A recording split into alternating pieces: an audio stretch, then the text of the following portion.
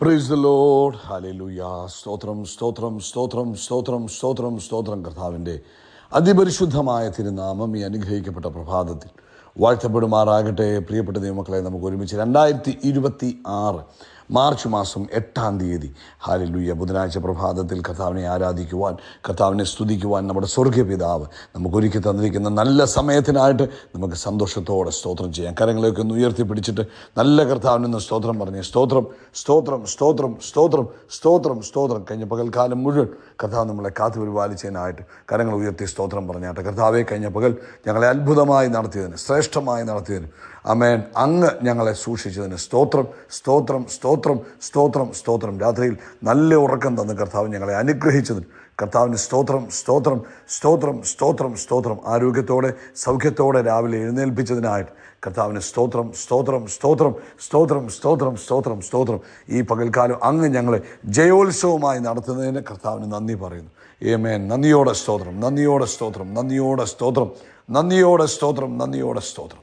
ആമേൻ. Hallelujah. കർത്താവിന് മഹത്വം, കർത്താവിന് മഹത്വം. ഞങ്ങളങ്ങേ ആരാധിക്കുന്നു, ഞങ്ങളങ്ങേ സ്തുതിക്കുന്നു. അങ്ങ് ചെയ്ത എല്ലാ നന്മകൾക്കും ഞങ്ങൾ നന്ദി പറയുന്നു. അങ്ങ് ഞങ്ങളെ നടത്തുന്ന ആ വിധങ്ങളെ ഓർക്കുമ്പോൾ ഞങ്ങൾ അങ്ങേക്ക് സ്തോത്രം ചെയ്യുന്നു. ഞങ്ങൾക്ക് വേണ്ടി സകലവും നിർവഹിച്ചു തരുന്നതിനായിട്ട് സ്തോത്രം ചെയ്യുന്നു. ഞങ്ങളുടെ പ്രാർത്ഥന അങ്ങ് കേൾക്കുന്നതിനായിട്ട് സ്തോത്രം ചെയ്യുന്നു. ഹല്ലേലൂയ. സ്തോത്രം സ്തോത്രം. കർത്താവെ, അങ്ങേ ഞങ്ങൾ ആരാധിക്കുന്നു, അങ്ങേ സ്തുതിക്കുന്നു. ആമേൻ. 57-ാം സങ്കീർത്തനം അതിൻ്റെ 10ഉം 11ഉം വാക്യം പറയുന്നത്, കർത്താവിൻ്റെ ദയ ആകാശത്തോളം, കർത്താവിൻ്റെ വിശ്വസ്തത മേഘങ്ങളോളം വലുതല്ലോ. ഞങ്ങളോടുള്ള അങ്ങയുടെ ദയക്കായിട്ട് സ്തോത്രം, അങ്ങയുടെ വിശ്വസ്തതയ്ക്കായിട്ട് സ്തോത്രം. ദൈവമേ, അങ്ങ് ആകാശത്തിന് മീതെ ഉയർന്നിരിക്കണമേ. കർത്താവിൻ്റെ മഹത്വം സർവ്വഭൂമിയിലും പരക്കട്ടെ. ആ കാര്യങ്ങൾ ഉയർത്തി ഒന്നുകൂടെന്ന് പറഞ്ഞ്, കർത്താവിൻ്റെ മഹത്വം സർവ്വഭൂമിയിലും പരക്കട്ടെ. ഒരിക്കലൂടെ പറഞ്ഞാട്ട്, കർത്താവിൻ്റെ മഹത്വം സർവ്വഭൂമിയിലും പരക്കട്ടെ. നമുക്ക് ഒരുമിച്ച് പ്രാർത്ഥിക്കാം. ഹല്ലേലൂയ. സ്വർഗീയ പിതാവേ, ഞങ്ങൾ ഈ പ്രഭാതത്തിനായിട്ട് സ്തോത്രം ചെയ്യുന്നു. ഞങ്ങൾക്ക് ഒരുമിച്ച് സ്തോത്രം പറയുവാൻ, ഒരുമിച്ച് പ്രാർത്ഥിക്കുവാൻ അങ്ങ് തന്ന വലിയ കൃപയ്ക്കായിട്ട് സ്തോത്രം. ഇന്ന് പ്രഭാതത്തിൽ ഞങ്ങൾ ഒരുമിച്ച് കർത്താവിന് നന്ദി പറയുന്നു, കർത്താവിന് സ്തോത്രം ചെയ്യുന്നു, കർത്താവിനെ ഞങ്ങൾ ആരാധിക്കുന്നു. അപ്പോൾ ഈ പ്രഭാതത്തിൽ ഈ ശബ്ദം കേൾക്കുന്ന എല്ലാവർക്കും വേണ്ടി പ്രാർത്ഥിക്കുക. ഇവരുടെ കുടുംബങ്ങൾക്ക് വേണ്ടി പ്രാർത്ഥിക്കുന്നു. ഇവർ ആയിരിക്കുന്ന ഇടങ്ങളിൽ ആമേൻ ദൈവത്തിൻ്റെ പ്രവൃത്തി നടക്കുവാൻ വേണ്ടി ഞങ്ങൾ ഒരുമിച്ച് പ്രാർത്ഥിക്കുന്നു. ഇപ്പോൾ തന്നെ കർത്താവിൻ്റെ മഹത്വം വ്യാപരിക്കട്ടെ. രോഗികളായിരിക്കുന്നവർ അത്ഭുതകരമായി സൗഖ്യമാക്കട്ടെ. ഹല്ലേലൂയ. പൂർണ്ണ രോഗസൗഖ്യം യേശു ക്രിസ്തുവിൻ്റെ നാമത്തിൽ വ്യാപരിക്കട്ടെ. പ്രത്യേകിച്ച് പൈൽസിൻ്റെ അസ്വസ്ഥതയാൽ ഭാരപ്പെടുന്നവർക്ക് വേണ്ടി ഞങ്ങൾ പ്രാർത്ഥിക്കുന്നു. ഇപ്പോൾ യേശു ക്രിസ്തുവിൻ്റെ നാമത്തിൽ അത്ഭുതകരമായ സൗഖ്യം അവരുടെ മേൽ കർത്താവ് അയച്ചിരിക്കുന്നതിന് സ്തോത്രം. അതുപോലെ ഡൈജഷൻ പ്രോബ്ലത്താൽ ഭാരപ്പെടുന്നവർക്ക് വേണ്ടി ഞങ്ങൾ പ്രാർത്ഥിക്കുന്നു. കർത്താവായ യേശു ക്രിസ്തുവിൻ്റെ നാമത്തിൽ എല്ലാ ഡൈജഷൻ ഇഷ്യൂസും ആമേൻ യേശുവിൻ്റെ നാമത്തിൽ മാറി തൻ്റെ കുഞ്ഞുങ്ങൾ സൗഖ്യം പ്രാപിക്കട്ടെ. അതുപോലെ കർത്താവെ, ഞങ്ങൾ ഈ പ്രഭാതത്തിൽ പ്രാർത്ഥിക്കുന്നു.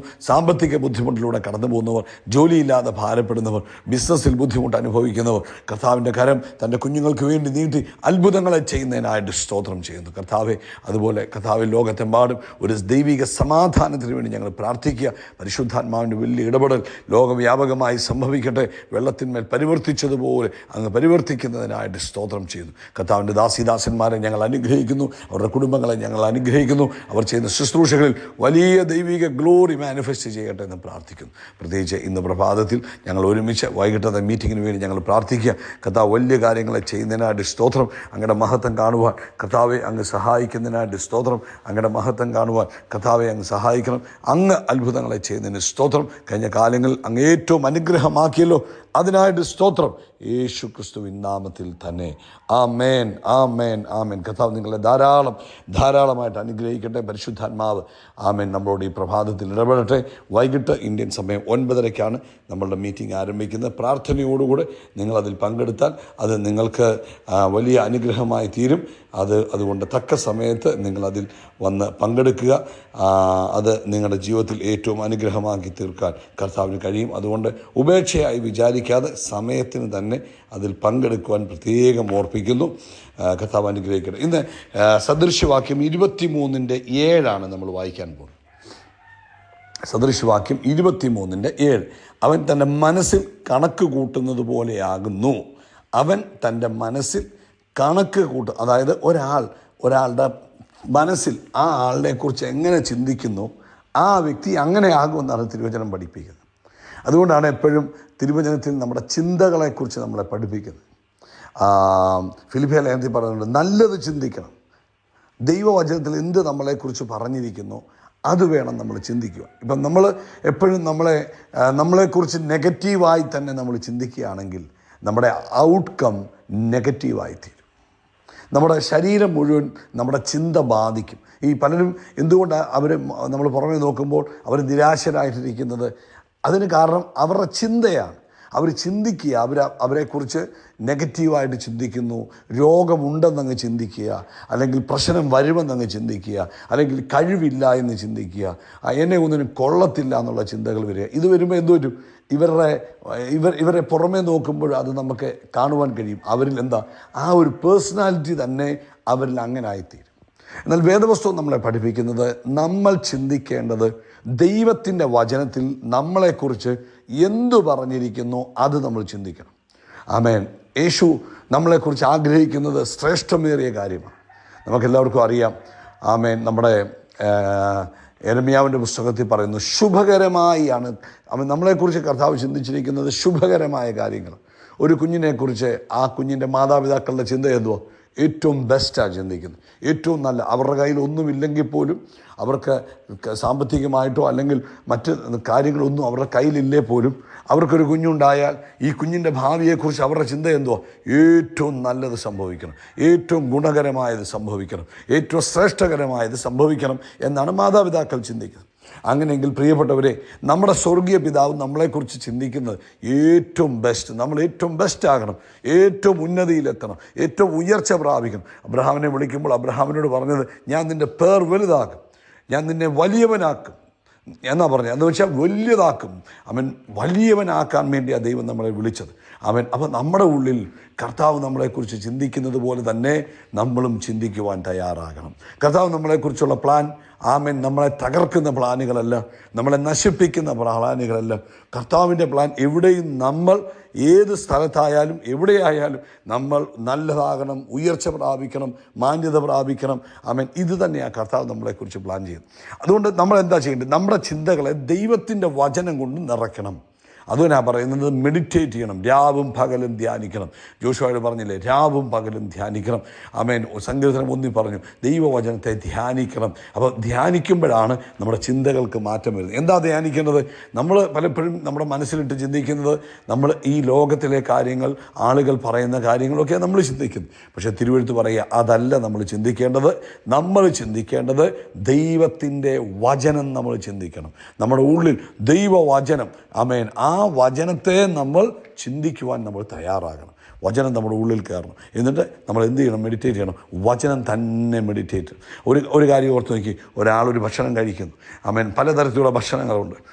നല്ല ആഹാരം, ഗുണം കൂടിയ ആഹാരമുണ്ട്, ഗുണം കുറഞ്ഞ ആഹാരമുണ്ട്, ടേസ്റ്റുള്ള ആഹാരം, രുചി കൂടിയ ആഹാരമുണ്ട്, രുചി കുറഞ്ഞ ആഹാരമുണ്ട്. പക്ഷേ ഈ ആൾ ഏത് ആഹാരം കഴിക്കുന്നോ ആ ആഹാരം ശരീരത്തെ അബ്സോർവ് ചെയ്യുക. അതിപ്പം എങ്ങനത്തെ ആഹാരമാണെങ്കിലും, അത് ഗുണമുള്ളതാണെങ്കിലും ഗുണമില്ലാത്തതാണെങ്കിലും, പക്ഷേ ഗുണമുള്ളതാണ് ഈ വ്യക്തി കഴിക്കുന്നതെങ്കിൽ അത് ശരീരത്തിന് ഗുണമായിത്തീരും. ഗുണമില്ലാത്തതാണെങ്കിലോ ശരീരത്തിന് ദോഷം വരും. ഇതുപോലെ തന്നെയാണ് നമ്മൾ എന്ത് ചിന്തിക്കുന്നു. അപ്പം നമ്മൾ ദൈവവചനം ചിന്തിക്കുക. ഞാനൊരു ദൈവ പൈതലാണ്, ഞാൻ ദൈവത്തിൻ്റെ ആത്മാവിൻ്റെ മന്ദിരമാണ്, എൻ്റെ അകത്ത് ദൈവത്തിൻ്റെ ജീവനാണ് വ്യാപരിക്കുന്നത്. ഞാൻ വാലല്ല തല തന്നെയാകും. എന്നെ വിളിച്ചത് ഉയർച്ച പ്രാപിപ്പാൻ തന്നെ. ഞാൻ അകത്ത് ഇറങ്ങിയാലും അകത്തിരിക്കുമ്പോഴും പുറത്തിറങ്ങുമ്പോഴും ഞാൻ അനുഗ്രഹം പ്രാപിക്കുക തന്നെ ചെയ്യും. ഇങ്ങനെ നമ്മളെക്കുറിച്ച് തിരുവെഴുത്തിൽ പറഞ്ഞിരിക്കുന്നത് തന്നെ നമ്മൾ ചിന്തിക്കാമെങ്കിൽ, എൻ്റെ കൂടെ കർത്താവുണ്ട്, ഞാൻ ഏകനല്ല, ഞാൻ അനാഥനല്ല, എൻ്റെ കൂടെ എപ്പോഴും കർത്താവുണ്ട്, ലോകാവസാനത്തോളം എല്ലാ നാളും എൻ്റെ കൂടെ ഉണ്ടെന്ന് പറയും. ഇത് തന്നെ നമ്മൾ ചിന്തിച്ച് നോക്കുകയും ഒരു ദിവസം കുറച്ച് നേരം ഒന്ന് മെഡിറ്റേറ്റ് ചെയ്ത് നോക്കുകയും നമ്മുടെ ജീവിതം മാറുവാൻ തുടങ്ങും. ഇന്ന് മുതൽ പ്രിയപ്പെട്ടവരെ, നമ്മുടെ ചിന്തയിൽ പിശാച് പല കാര്യങ്ങളെ കൊണ്ടുവരും. പക്ഷേ നമ്മൾ എന്ത് ചെയ്യണം? അതിനെ ഓവർകം ചെയ്യാൻ പഠിക്കണം. എന്നിട്ട് നല്ലത്, ദൈവഹിതമായത്, നമ്മളെക്കുറിച്ച് ദൈവം പ്ലാൻ ചെയ്തിരിക്കുന്നത് തന്നെ ചിന്തിക്കുക. കർത്താവ് നിങ്ങളുടെ ചിന്താമണ്ഡലങ്ങളെ തൊടുന്ന ഒരു പകലായി മാറട്ടെ. പ്രത്യേകിച്ച് ഇന്ന് ഒന്ന് ട്രെയിൻ ചെയ്യണം. ഈ വചനം കേട്ട സ്ഥിതിക്ക് നല്ലത് ചിന്തിക്കുവാൻ, നിങ്ങളെക്കുറിച്ച് ദൈവം എന്തു പറയുന്നു അത് തിരുവെഴുത്തിലാണ് കിടക്കുന്നത്, അത് തന്നെ ചിന്തിക്കുവാൻ തയ്യാറാകുക. കർത്താവ് നിങ്ങളെ അനുഗ്രഹിക്കട്ടെ. കർത്താവിൻ്റെ പ്രത്യേക പ്രൊട്ടക്ഷൻ നിങ്ങളുടെ കൂടെ ഇരിക്കട്ടെ. കർത്താവ് നിങ്ങളിലൂടെ വലിയ കാര്യങ്ങൾ ഈ ദിവസങ്ങളിൽ ചെയ്യട്ടെ. സ്തോത്രം. നിങ്ങളെക്കുറിച്ചുള്ള വലിയ പദ്ധതികളെ കർത്താവ് ഈ ദിവസങ്ങളിൽ നിങ്ങളുടെ ജീവിതത്തിൽ പൂർത്തീകരിക്കുമാറാകട്ടെ. ഹല്ലേലൂയ. കർത്താവേ, ഞങ്ങളുടെ ചിന്തകളെ ഒന്ന് നിയന്ത്രിക്കുവാൻ പരിശുദ്ധാത്മാവിനാലും ദൈവവചനത്താൽ കർത്താവ് ഞങ്ങളുടെ ചിന്തകളെ നിറയ്ക്കുവാൻ ഞങ്ങളെ സഹായിക്കണം. അപ്പോൾ ഇന്ന് പ്രഭാതത്തിൽ ഞങ്ങൾ യേശുവിൻ്റെ നാമത്തിൽ ഞങ്ങളുടെ തലയിൽ കൈവച്ച് പ്രാർത്ഥിക്കുക. ഞങ്ങളുടെ ചിന്താമണ്ഡലങ്ങളിൽ വലിയൊരു മാറ്റമുണ്ടാകട്ടെ. കർത്താവ് ഞങ്ങളെക്കുറിച്ച് എന്ത് പ്ലാൻ ചെയ്തോ ചിന്തിച്ചോ അത് തന്നെ ഞങ്ങളുടെ ഉള്ളിൽ കയറട്ടെ, യേശുവിൻ്റെ നാമത്തിൽ തന്നെ. ആമേൻ, ആമേൻ, ആമേൻ. നമുക്ക് ഒരുമിച്ച് കർത്താവിന് സ്തോത്രം ചെയ്യാൻ കരങ്ങൾ ഉയർത്തി പറഞ്ഞാട്ടെ. നമ്മുടെ കർത്താവ് നമ്മളെ നന്മ കൊണ്ട് നമ്മുടെ തലയെ എണ്ണ കൊണ്ട് അഭിഷേകം ചെയ്യും. നമ്മുടെ പാനപാത്രം നിറഞ്ഞു കവിയും നന്മയും കരുണയും നമ്മുടെ ആയുഷ്കാലമൊക്കെയും നമ്മളെ പിന്തുടരും. നമ്മൾ ആകാശത്തിലെ നക്ഷത്രങ്ങൾ പോലെ, കടൽക്കരയിലെ മണൽത്തരി പോലെ അത്യന്തം വർദ്ധിച്ചു വരികയും. We are blessed, we are really blessed, we are permanently blessed and highly favoured. God bless you, God bless you, God bless U.